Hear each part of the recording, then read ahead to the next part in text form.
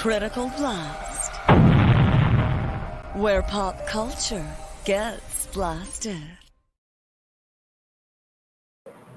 And good evening, everybody. Welcome again to another episode of the Critical Blast Pod Blast. We're here live in the Critical Blast caverns once more, and we have a special guest with us tonight in the world of crowdfunding comics.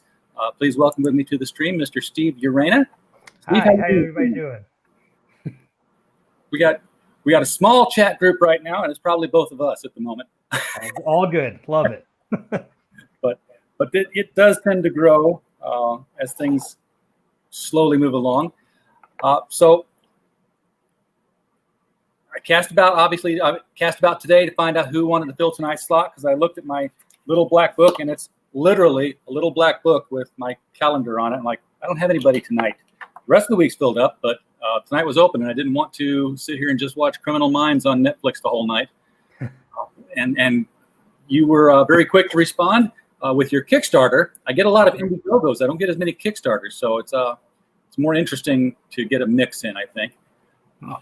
So before I get into your project itself, why don't you tell us a little bit about how you got into comics, first as a fan and then as a professional. So I loved comics as a kid. So when I was a kid, I got sick in the hospital. My parents brought me comics, and from then on, I was hooked.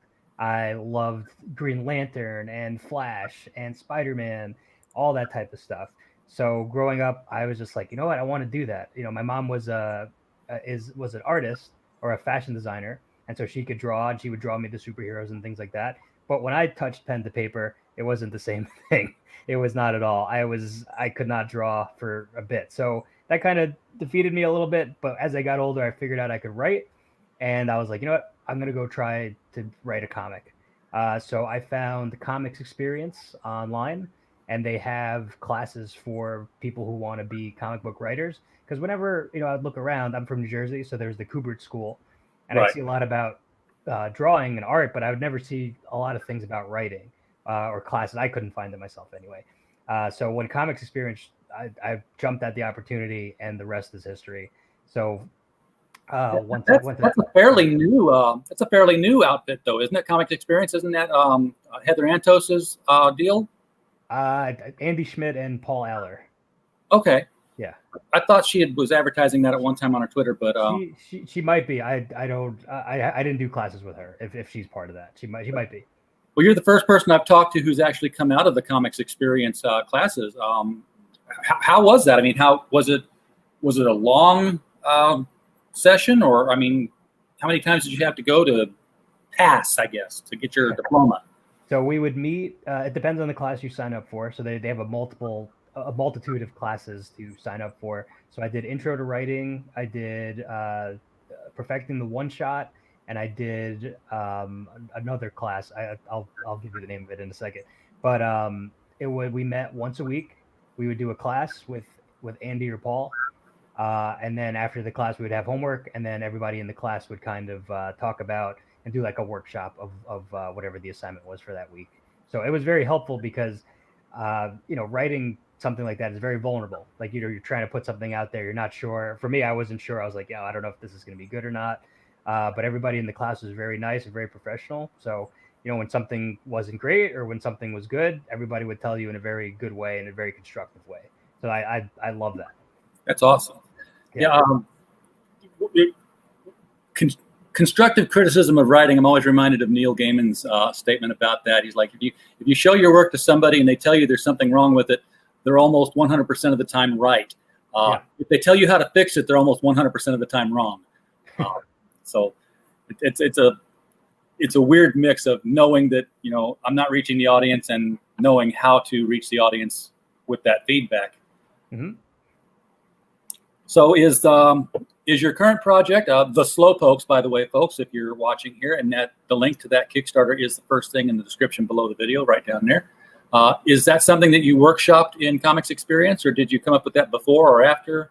So I had the idea years ago. So when Sharknado, right, they were doing one of the sequels to Sharknado for Sci-Fi, and I was at work and I was talking with my friends and I was like, oh, what's next? Are they gonna have like sloths become fast or something? And I was like, oh, that's gonna be my pitch to Sci-Fi. So I had that in the back of my head and I was like, oh, maybe I'll use that for something just to mess around and play with it. And then when I did the classes, I was like, you know what, that would be a really fun thing to workshop and a really fun thing to do. Because like, what's the worst that could happen? Like, people know it's the joke already. Like people know it's sloths become fast and become killing machines. It's like how can I make this exciting? How can I make this fun? And I did it through the comics experience, and everybody gave me good feedback. And I was like, you know what, I'm gonna get this thing done. I think this will be a lot of fun. I like that image with the sloth with those long claws coming out of it, and I'm thinking the slow pokes because getting poked with those claws. That's right. In fact, why don't I just go ahead and bring that stream up here so people can take a look at here. And you know what? I'm gonna kick it back out of the video because you know what I didn't do? I didn't tell it to share with sound, and I see that there is a video on there. I'm yes, going to. You are going to need the sound for this one. This one has a good soundtrack to it. I want to make sure I get the sound. So with the Chrome tab, share audio, go back to the slow pokes. All right. Much better. Okay. So I'm going to give it full screen, and we're going to take a look at that video right quick here.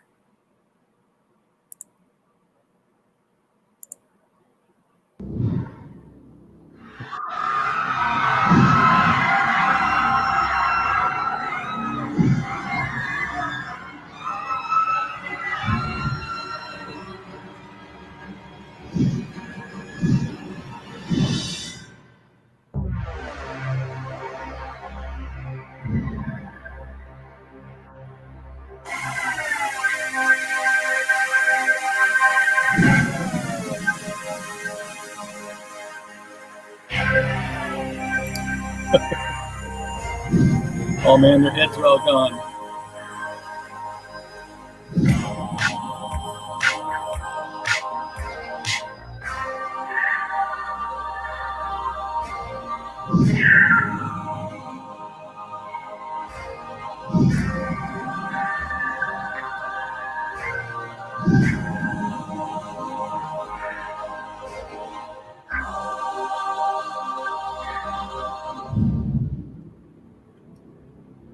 Very, very nice. Yes, so that video is actually done by a good friend of mine. Her name is Kristen Greco, and she works for Nickelodeon actually, and she did a very excellent job with that. And I think that's definitely part of why I've been having a successful Kickstarter is that video. So shout out to her. Yeah, I mean, videos, preview videos have become a very integral part of crowdfunding comics lately on both platforms. And the more professional the videos look, I'm sure the more they're impacting. I don't know if you've seen Mike Barron's video for his Florida Man comic, but again, they went to, Chris Braley, who's in charge of all of that. He runs not a telecommunications company, but a video production company. Mm-hmm. And it sounds like you're listening to the guy who does Swamp People because it's just awesome. Great voiceover and great music. And this is pretty well. You don't have voiceover on this one, but the flow of it is perfect. The sound on it is great for the music. It's well timed to the beats. Mm-hmm. That's definitely got to be pushing it. And coming out Halloween, which is just next month, you are already 150% overfunded. Is 150%? Let me look at that. It doesn't give me the percentage, but you've made almost twice as much as you planned on making. Yeah, it's absolutely crazy. I can't thank everybody enough for pledging and sending very positive well wishes, because this is my first one. This is my first Kickstarter, and due to the funding, it's hopefully going to be the money's going to be used to fund more comics. So not just Slowpoke comics, like other comics that I have in my brain. So I'm very excited to get these out. Next one, hopefully by next year. So let me ask you this now. Did Comics Experience, in the course of teaching you how to write a comic, did they give you any insights on how to contact artists and approach artists to tell them how to portray your comic? Because a comic book script is, 50% art direction. Mm-hmm. So luckily for me, Comics Experience has a program called the Creative Services Program. And for people who are students or are part of they have like a forum where for people who want to write comics, like it's kind of like workshop to continue doing it. So they have a Creative Services where they link you up with artists in their stable. and then we could all work together to get it done. So that's what I did, and this is the product of that. Now, the artist on this one is Juan Romero. Yep. And yeah, there it says Comics Experience right next to his name. So that answered my question right there. Because that is one of the biggest hurdles for a writer who wants to write a comic book and who wants to crowdfund it is, if you can't draw. Yeah, it's tough. and my artwork makes Matt Fiesel's stuff look like something you'd hang on a wall. You're too young. Matt Fiesel did a book in the 80s called Cynical Man, which was literally stick figures. Oh, wow. And it's great. It was a fun, well-written indie comic book, but it was stick figures. You have to find somebody who's going to do the artwork to make this comic happen for you. And the thing about artists is that they like to be paid before they draw anything. Was that the same sort of paradigm working through Comics Experience, or was it more of a collaborative, let's see what we can make together on it sort of thing? It was very, very collaborative. So Paul Aller definitely, he was managing the project, and he reached out to Juan. I would write down what I had in the script, and he would draw it. And I really didn't have many notes for him. He captured my vision perfectly. I guess it was lightning in a bottle type of thing, but I had no problems, and everything was very clear. I made sure I was very clear in my notes and my writing. And luckily for me, like it came off without a hitch. It was very, very well done, but very collaborative. Okay, but from a financial standpoint, did you have to dig into your own pocket to pay the artist up front? Okay, so that's the thing that I run into a lot with a lot of writers, and I'm surprised that your threshold was so low on this project, because a lot of times you'll see a $6,000 goal. And I always remind the viewers that that's probably the break-even point, because you had to pay the cover artist and the interior artist, and all of that was done up front. Or you could even Kickstart or something so that you had the artwork to show.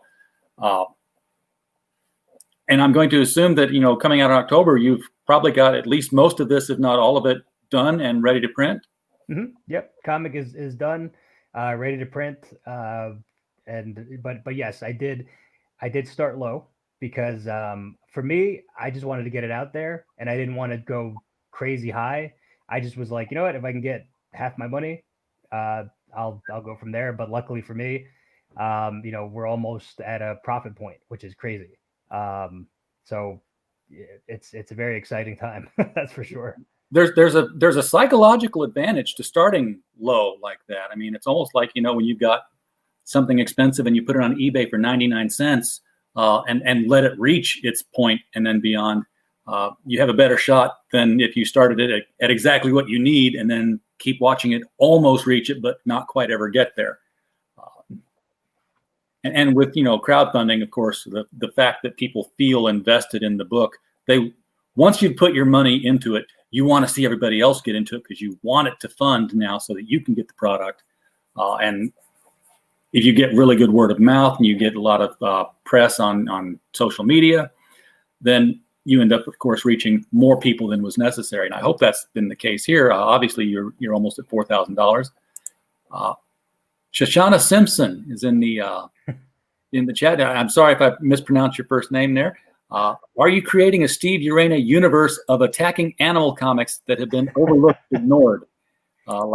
Is this part of a larger world like the MCU? So this is my first one. I'm hoping to do more comics where maybe things are linked together, but I don't know if they'll all be different animals. Like, I don't know if we'll have a killer giraffe, or like killer, dolphins or something like that. But I think Slowpokes will exist in its own universe at this moment. Slowpokes would be killer sloths. I don't know. Killer giraffe be long shots or something like that. Yeah, long shots would be. That's a good one. I think me and you should write that. That's pretty good. I'll stick with writing destroyer novels. So you've mentioned what the major premise is. Sloths become fast, and they become killers. But What's the actual story here? I mean, was there like a meteorite went over and changed everything? Did evolution just make a sharp increase, or what's the story here? So the story is, so our main character, his name is London James, and it's his last night of high school, and he's being forced to go to their final, kind of graduation party type of thing, right? So his best friend, his name is Karate Carlos, and Karate Carlos says, "You know what, London, I it's my last night of high school. I want to talk to the girl of my dreams. I need your help." So he goes there. Where they're going, it's within a lab facility. There's the main one of the other main characters. Her name is Eden Rare. She has a facility that is, they do experiments, they do all types of things, but because she has kind of that childlike sense of wonder, there's also an amusement park in there that she rents out for like the high school to kind of help that out. So the two kind of mix, and we get bioengineered sloth chasing teenagers during their last night of high school. All right, so it's another man-made catastrophe. We've messed with nature again one too many times. Yes. and not only the sloths have become fast, but they become angry at whatever. They're killer sloths. Yes. Now, did you brainstorm this out? I mean, yes. Batman, Spider-Man. What do we do with an animal and change it around? So for me, sloths are as cute as they are. They're also very horrifying. Like if you've seen them move around, like if they were fast, they would mess you up. Like they have claws, they can climb trees. There's a lot of things that you can do with sloths. And like for me, I love horror movies. I love bad horror movies. And I thought maybe there was one or something like that. Maybe something called like The Seventh Sin, like the sloth or slow moving death or something. But there wasn't any. So I was like, this is something I got to pursue. This is something that can be fun. But a lot of the story, they're kind of based on people I went to high school with, people I know, friends. Like that last night of high school, that was something that happened in my high school. We didn't go to a lab facility, but we did go to like this amusement park for the last night of high school. So that was kind of like based around that. But it was all kind of life experiences, except for the sloth part. Okay. Yeah, didn't run into fast sloths yet, but maybe that's the next one where they come and chase me and try to kill me. But I don't know. That would be a nightmare. So these are your characters that you were just mentioning here, and yes, make sure everybody can see them. You got Charity Simpson. Yep. I'm guessing that is the girl that he wants to talk to. That is right. And there's London James, nice tall ginger character there. Yep. I know karate. So karate is obviously not his real first name, right? No, it is not. So there was actually somebody that I went to high school with.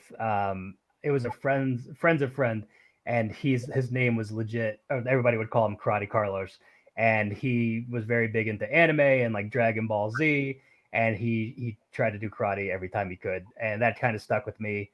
And I was like, I need to put this in the comic. Like I think people would love Karate Carlos. And then you got Hurricane. So Hurricane as another. There was a kid we went to high school with that would call himself the Hurricane in the third person, like he was the Rock, and he played football, and he would say like, "Oh, the Hurricane's gonna go for a pass," like that type of stuff. And I was like, I gotta put that in there too. and Eden Rare. I'm loving these names. It's very much like the Spirit. Or James Bond, because nobody is Bob Jones. Yep, everybody has kind of like a moniker or like a nickname. And I also wanted to capture that as like the high school thing where your name could be something, but like just one fluke thing could change that forever. And your name, you have a crazy nickname. Very nice. Now, and here we're scrolling down. We're getting the angry sloths are prowling about. He's got somebody's eyeballs on the tip of his claws. That's right. Oh man, you have got to shop this to Sci-Fi when you've got printed copies. I would love to. If at the least, if this could be a sci-fi movie, that'd be great. If at the most, it could be somehow Universal get a hold of it and become a Halloween Horror Nights haunted house, that'd be amazing for me. That's the dream. That's the goal. They have just eviscerated these guards. I mean, there's this guy, his ribs are sticking out here. Yep.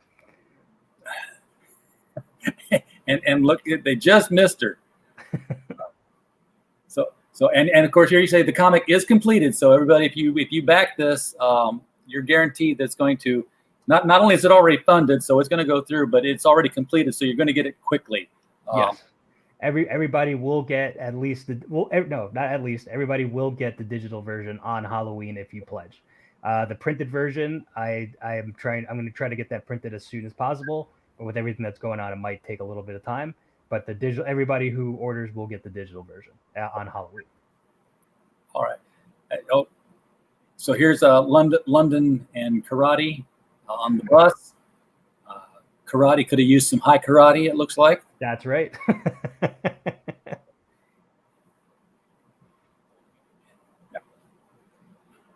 Word balloons haven't been applied here yet. So and that's another thing. You had to get a letterer, I'm guessing, too, because yes, usually the artist doesn't letter. Yes, they found a letterer, and our letterer has done a very great job. And once I have it all, but when the time is right, I will probably put up the first page so everybody can see. Now, this is one of the tiers that you've got on here. The T-shirt. That is a very cool looking T-shirt. This doesn't look like the same artist who did the interiors, so I'm gonna. It is not. So the artist that I work with for this is he goes by the name of Vertebrae 33. He does a lot of like rock posters and horror type things. He's done stuff with Slayer, 5 Seconds of Summer. A good friend of mine, does great work. I thought, you know what, he's perfect for this, for the merch side of things, for the T-shirt and the poster. So if you scroll down, the poster is next. Yeah.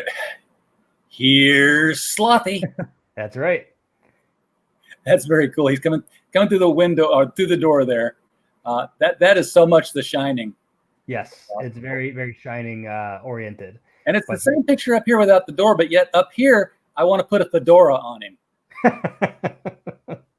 Well, I wanted for the T-shirt for the sloth to look like it's coming out of your chest. So yeah, absolutely. Good call. And that logo. Who helped to design the logo here? Because that's very. So the logo was designed by a designer. His name is Brian DeNono, and he does stuff for the Mets. He does all types of different some art stuff. I'll have to get his Instagram handle, but he does amazing work as well. And I'm very lucky to have friends that are so talented.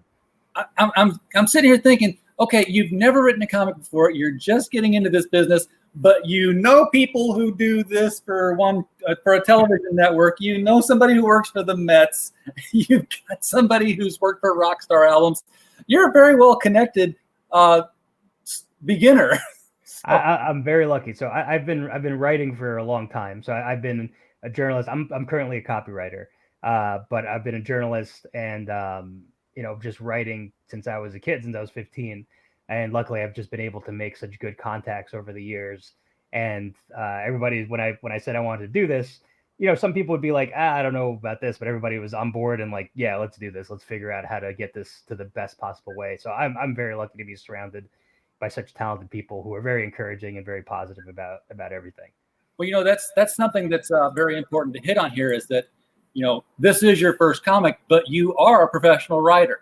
Yes. This is not, you sitting down saying, hey, everybody's crowdfunding comics. I bet we could do this. Let's, throw something together. So it's going to be grammatically correct. It's going to have dialogue and pacing. It's not going to be, fan fiction. Because there's a lot of stuff that, I bought in indie comics world. I'm 53 years old. I've been reading for almost 50 years because I started really early on comic books, of all things. Go figure. Where the art looks nice, but the writing is just, it's not there. The 90s were very indicative of all that. When Image first started off, it was a bunch of artists that went out there to make comic books and very quickly found out that, we better hire some writers. That's why you'll see, the first couple of books were these big poster books. And then all of a sudden, we'll get Dave Sim to write something and Neil Gaiman to write something. We need real writers in here for a while. Yes. So, well, hopefully people will say that after reading this as my first one. But I've been writing for many years, and I'm very excited to branch out and do something where it's like this is my name attached to it, and hopefully people enjoy it and have fun. Well, I'm taking a look now here at the pledge levels. I always skip the just give money ones because like obviously if you go to the page, you're going to see that. If you want to do that. But we're going to encourage you to get the artwork out there. $3 for the PDF. That is a steal and a half. Yeah, I think at the very least, if you just want to check it out, I think that's a good starting point. If you want some other things, so the $4 one, we have a theme song coming for this thing. It's coming. I'm hoping to drop it on October 1st. Very talented. Another very talented friend of mine is a singer, and we co-wrote the song. He wrote a lot of it, and I put, I guess, the hook together.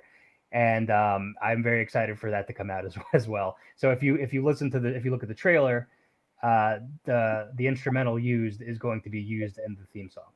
Okay, that I knew that the background music was not something I was familiar with, but I assumed it was something you just said, hey, make me video, and whoever did it found copyright free stuff that was sitting out there.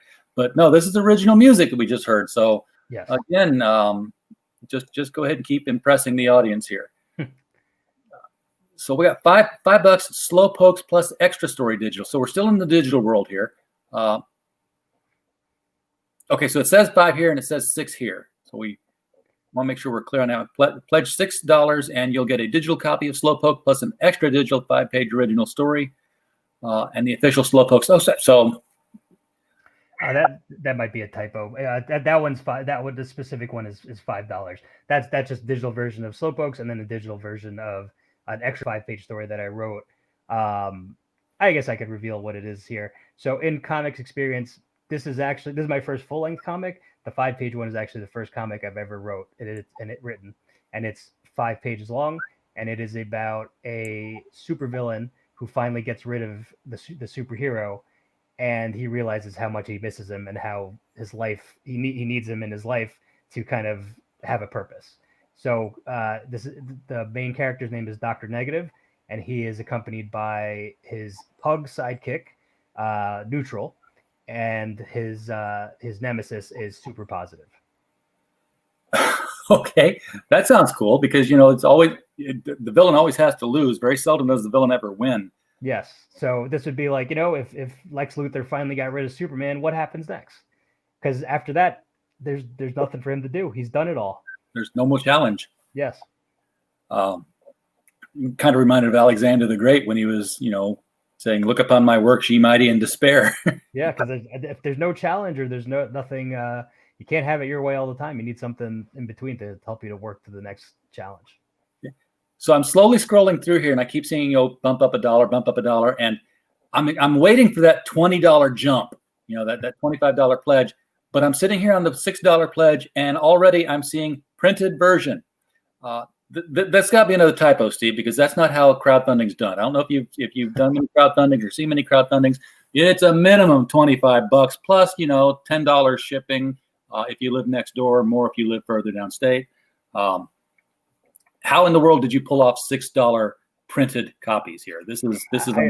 For this one, I really just wanted people to enjoy it. I did look at the shipping costs and everything, and that is factored in. But I just want people to enjoy the work and have an affordable experience. It's my first one. I want as many people to read it as possible. So it must be 5 pages. I mean, it's got to be thin. How big of a book is this? It is. I believe it's going to be 25, 20. I think.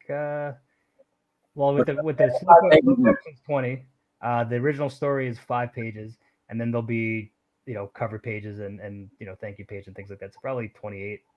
Okay, well, a little bit bigger than your standard. A little bit bigger, yeah. But I want to make sure that people get to see this. Well, I can't imagine why there's only 22 backers at the $6 level, unless you've got something really cool down here that everybody jumps on, which I'm going to guess is what the issue is here. $7. Just $1 at a time, Steve. That's right. They never jump by less than 5. Come on. Get a digital version of the 5-page story, the Slowpokes theme song, and a director's cut. That's right. So I will be doing a podcast, kind of going over the entire book, or comic, I guess, and just telling stories about where things came from, how things worked in my brain, just putting this thing together. And at first, I was like, maybe no, I don't think anybody will get this, but people want it, which is cool. So I'm very excited to record that in the next few weeks. Okay. Now, this does not come with the physical copy. Just to be sure on that, we've got $6 for the physical copy. $7 does not show the physical copy. But then when we get to the $10 one, okay, now we're starting to talk, real money here. Yes. Get the printed version, an extra 5-page story, all copies hand signed. So this is where the 29 backers. This is where people start to jump in. If you're going to get a book, you might as well get it signed if you can. That to me is crazy too, because I've never given my autograph for anything. So this will be my first autograph. I'll work on my signature, make sure it's right. But for this, I wanted to make sure everybody got the first printed editions and all the perks above with this book. Very cool. Okay, now here's 25. Now this is where I'm used to seeing it. 25. For 25, you're getting a T-shirt and everything else above. You can't get a T-shirt for $25. I know, we have a T-shirt shop. So and that would be this shirt here, $25 for the Slowpokes T-shirt, folks.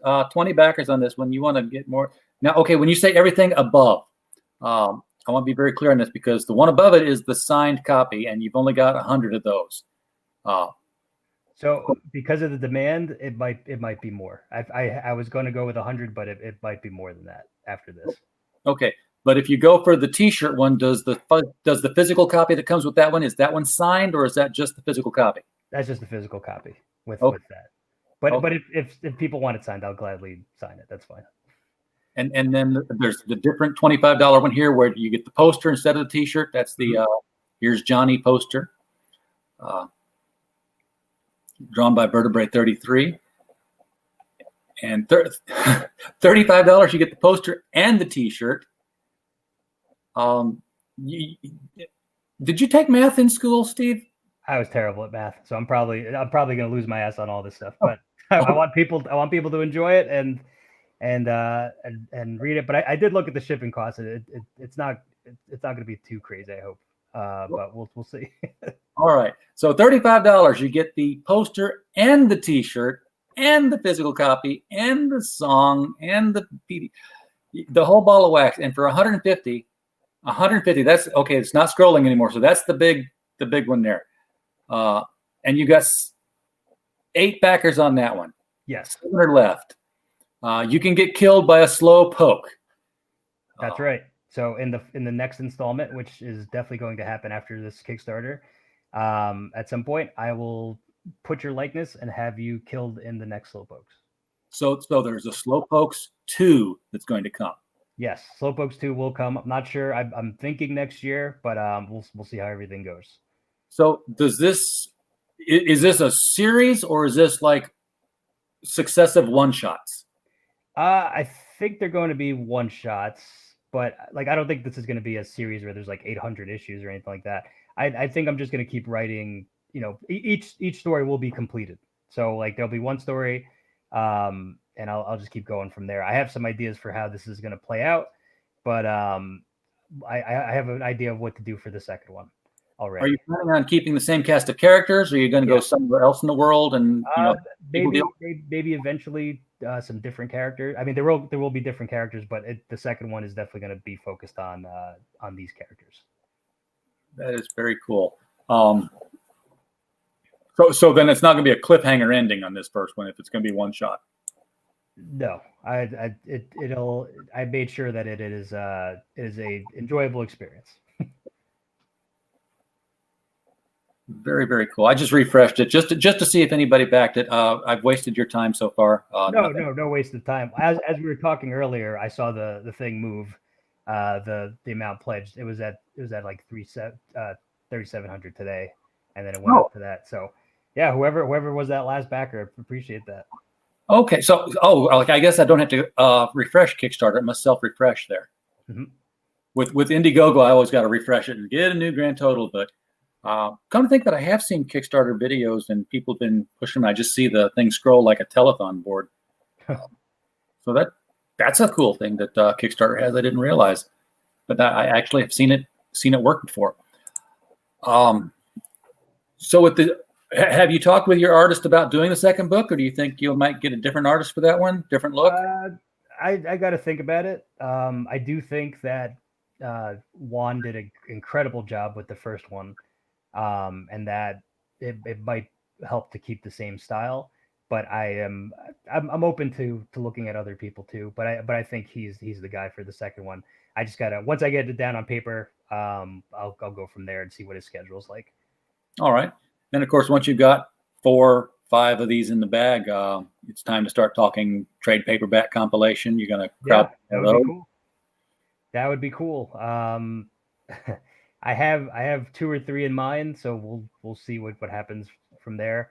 But for now, I'm just focusing on the first one. Hopefully people like it, and then once if people like it, I will gladly keep going. Now, do you see a point where you won't have to crowdfund this anymore? I mean, the whole thing about Kickstarter initially was that it was, we're going to kickstart your business so that you can raise the fund to have a business. And it's turned into more of a kickstart each little thing we're going to sell. And I don't know that was the original intent, but it certainly worked out well for Kickstarter that everybody keeps coming back and helping them make money.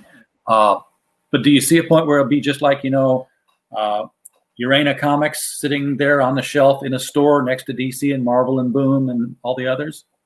I don't know. I think I definitely want to keep doing things independently, because for me as a writer, it's nice to play in the sandbox without anybody telling me how to do it. But I think one step at a time. I would love for it to get as bigger and bigger and bigger. But I think it's kind of nice to have it independent too, and at this level too, because I can kind of talk to people about it. People who purchase it can just email me and talk about it. But we'll see. I hope it's successful down the line, and I would love to do more, and I would love to do more comics to have, I guess, maybe a little imprint of like, oh, here's Steve Urena Comics. But for now, I just want to have fun and not worry about, monstrosity type things, just one step at a time. All right. Do you see this crowdfunding comics model as something that's going to stick around a while? I mean, it's been picking up steam for the last 2.5 years. I know I crowdfunded a comic with somebody 5 years ago, and I got that. But I really hadn't seen as much momentum, I guess, with Indiegogo and Kickstarter doing comics until like the last 2.5 years. And I think naturally the whole Comicsgate movement has put a spotlight on that as well. Whether or not you align with them or disalign with them, they have definitely at least made crowdfunding known for comics, with as many people have jumped into it. Or do you think it's just going to be like this spike thing, and then it's going to be a passing fad that people will get comics the more traditional way again? I don't think it'll be a fad. I really hope it's not, because I think people need to have that encouragement of like, if you're going to do something, just do it and see what happens. And I think if you work on something that you're passionate about, you're going to find people that are passionate about the same things. Maybe not every time, but I definitely think that, I don't think it's a fad. I think people are going to, I think also people they want to have a different voice than just your Marvels, your superheroes, and your DCs and all those things. I think people want to have the choice to go independent. Yeah, and there really are so many independent books out there now. Running a website that does reviews of movies and books and comics a lot. I'll go to my LCS, and I've got a great LCS guy who will direct me to all the new independent titles. Things I didn't know existed before, and a lot of number ones from companies that are just now getting started. It's really a renaissance moment in comics, as far as I can tell. Despite all this, doom and gloom, hey, the comics industry is falling apart. I'm like, I don't think it's falling apart. I think people want to see stories. I think good stories will always be found. But I do think that maybe the presentation of comics might change. I mean, I love physical comic books, but with everything with technology changing, like Marvel Unlimited is amazing because I can go through, thousands and thousands of comics and not have to worry Oh, sure. about like missing an issue or like, oh, it's all there. So I feel like comics are going to move there, but there are, there's still going to be people who are looking for physical stuff. Well, yeah, I mean, with music and with books and with movies, uh, those are a little bit less tangible than comics because that's a just show it to me. But comics, I think, is going to be a little bit harder to make that move permanently and as universally as movies have because comics is a it's a collectible business. Nobody cares if you've got the digital story with the first appearance of Punchline in it because it's not. Yeah, I guess it's not something you can put away and then give somebody later saying, yeah, here's the first time this character showed up. If it's digital, and of course it is digital, but it doesn't have that same effect. Yeah, it's not the same effect. It's not the collector mentality that's grown up around it. Maybe when all the collectors have passed on to the great long white box in the sky, then maybe. But I think for now it's going to stick around with. I had this conversation with Scott McCloud years ago when we were interviewing him over his Reinventing Comics book, and I told him, I said, yeah, I can imagine, way back in the day with the older teens and young adults in Egypt saying, papyrus? What? No, we like our hieroglyphics on the wall. What are you writing on that for? You can tear that. That's pretty funny. But I'm very glad I went independent because like I don't know what publisher would want a sloth horror comic. Like I don't think I could pitch that to Marvel or DC. I don't know if anybody would. I think that they'd look at me like I'm crazy. People still look at me like I'm crazy doing this. American Mythology would do it. What? I'm sorry? American Mythology would do it. Well, call them up. Had their team on from, over a month ago now. But they got a series called Starring Sonia Devereaux. And she's an actress in all these B-movie films and, fifth in a sequel. She never stars first. It's always, they say she doesn't come on until the franchise is dead, and then she's the final nail in the coffin. Nice. But it's a tease cheesecake kind of book, sort of like the B movie stuff. And first page is always like, hey, we're doing a movie and I'm starring in it, and I'm being interviewed by Ivana Cadaver in the last one. But I say that because the last one was Spider Shark versus Snake Bear. and it was like watching the worst sci-fi cheesy movie you could think of on an island where these two things were killing everybody until they met each other, and then that's awesome. Well, I guess slowpokes would probably live over there. That's a good thing.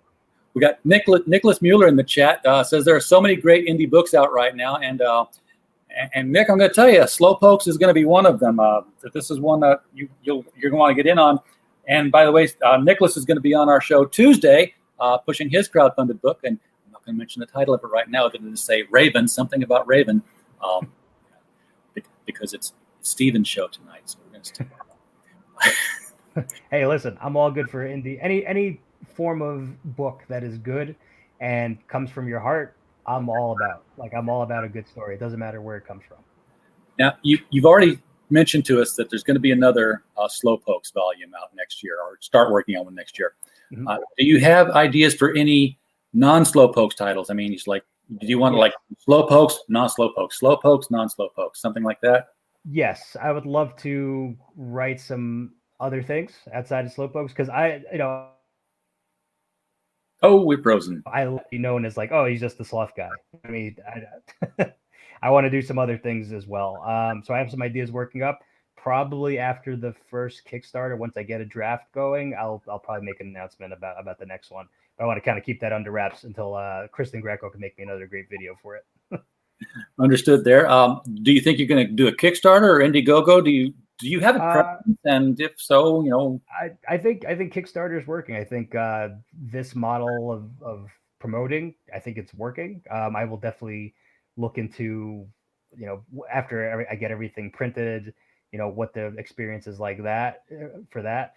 But I think I want to continue doing Kickstarter because it's definitely helped me get the name across.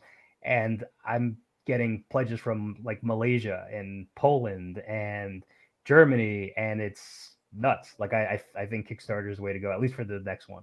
All right. We'll see what happens after that, though. Are you going to take the slowpokes to Indiegogo after you've done crowdfunded here? Because a lot of people do that. They'll start something on Kickstarter, and then once it's done, they'll move it over to Indiegogo just to sort of have an open shop. I think Kickstarter seems like the way to go. I do need to look into Indiegogo. I was aware of Indiegogo, but I thought Kickstarter had more of a name to it than Indiegogo did. But again, I just got to do the research and take a look. But I think Kickstarter is probably the way to go. They operate a little differently. Kickstarter, I had to be careful of when I found it, when I found something on Kickstarter, because with Indiegogo, it's like, okay, here's a $10 book. Here's my $10. $10 leaves my account. With Kickstarter, it's more like, oh, it's a $10 book. Here's my $10. 3 months later, I'm like, oh, how much do I have in my account? Oh, I've got $12. I'm going to spend $12. And then the next day, oh, you're Kickstarter funded. We're going to take the money now. I'm like, I did not forgot about that. From the funding side, that's the only reason why I prefer one over the other, because when I spend my money, I like it to be gone right then, not to somebody. But I do know that for the funding side of things, for the funder, I don't know what side it is. It has different advantages, one over the other, with versus how much they take out, the shipping costs getting added onto it and such. But like I said, I know a lot of people they'll do both at the same time, and some of them are doing all three of them. Because, there's a new one starting up called Indiecrowdfund.com, and it is specifically for independent comic books, and it's specifically targeted to retail stores. So that's pretty cool. Yeah, the idea is to get larger orders and then get a price break on the covers because you're doing a larger order, so that it ends up in retailer markets and the brick and mortar salespeople. See, we're in a new age. Like there's already a third crowdfunding platform. All these things sound awesome, and it's very cool to see. Like every year, there's something different, and something for everybody. Yeah, well, that was the one thing early on that always concerned me about crowdfunding, was that it was so the expense of a single book, the shipping, and then the time between books. I was like, can it maintain its momentum if I've got to wait 6 to 8 months from issue 1 to issue 2 of something? And do I want to continue to spend $25 an issue? Now, yours is stupid reasonable on its cover price. You're gonna have to raise that up if you want to stay in business here. I hope so. Well, I'll have to take a look. I'll have to take a look at what goes down. But I like keeping it reasonable price, because for 20 pages spending like $15 that's a lot. That's a lot to part ways with. Yeah, and again, of course, you get the tchotchkes that sometimes come with it. With your instance, you got $35. You're getting a T-shirt, and the $35 T-shirt and poster. So that's incredible. I know that things like, and I didn't notice that happening on your campaign. I know that some of them will have stretch goals, where you funded for the book, but 800 other people also funded, and it got to so high, and you end up finding that you're getting the book and a little poster, and like with the Jim Ballant one I did, you get a keychain suddenly came with it. I didn't order the keychain; it came with it because they hit a certain goal. I'm like, cool, keep sending me more stuff. Is that something you've formulated into your next plan to say, hey, let's try to put stretch goals on things if we're going to be successful at it? For stretch goals, I definitely have thought about it. I don't know. I think for the next one, there might be better stretch goals than for this one, because there's posters, there's T-shirts, there's a song, there's a podcast. I think for this one, I've done the limit. If anybody else can think of anything else, like I was thinking about doing a toy or like a plush doll. Stickers or stickers was definitely on the list. Get yourself some die-cut stickers of that T-shirt design. Yeah, that actually might be a good idea. I think because people do love stickers. I know I've seen on the Kickstarters, but I think stickers might be the one. That might be the one there. Stickers are cheap. Another thing, bookmarks are cheap. Cool. And bookmarks might be good. So, all right. So we've almost gone an hour, and anything else I had to ask on this would just be padding and keeping you here longer than you needed to be. Oh, that's fine. I'm here to talk all night. I'm good. That same here. The one thing I didn't do was announce that I thought about doing a giveaway of this Riverdale season 4, and since I didn't start off the episode saying, "Hey everybody, we'll have a trivia question at the end. Stick around." I'll have to remember to do that on my next video. Oh, sorry. I've got to put things in front of me, so I'm like, "Why is this here?" Oh yeah. Don't get old, Steve. It sucks. You forget things, which is why I'm glad your name's down here at the bottom of the picture. All right, everybody in the chat, we appreciate you coming here tonight. Steve, best of luck with, well, I would say good luck with it, but you've already had the good luck. Make 6 figures on the deal. You should have a 6-figure comic book here. Everybody else is getting one. Here's hoping. Everybody in the chat, the link is below. Do go out to Kickstarter and check out the Slow Pokes. Put a bid on that one. I'm about to head out there myself because for $6 I can afford to pull that one off. Probably whatever the physical copy is that's signed, that's the one I'm going in on. So I'm gonna make sure I take care of that tonight. And we will be back tomorrow night when we have Mike McMahon and Mark Polton with U.S. Assassin, and then join us Friday night when we have Paul Jenkins on the show to talk about Fairy Quest. So with that in mind, thank you all for coming, and we will see you tomorrow night. Hold on, one more thing. I just want to say thank you to everybody who backed. I want to say thank you to all my friends and family who backed, and thank my lovely girlfriend Allegra, my best friend Mikey and Gabe and Christian and Kari, all of them. But I just want to say thank you for having me on. This is actually my first full-length interview, first podcast type of thing, or YouTube type of thing, and I wanted to say thank you for that. Well, you're very welcome, and thank you for responding to our inquiry for shows tonight and actually letting us have one. Awesome. Because open mic night sucks, and that's Sunday night, and we just throw the chat out there. Anybody jumps in. So if you see our link Sunday, feel free to grab it and jump in and talk some more. Awesome. Love it. All right. We'll see everybody soon.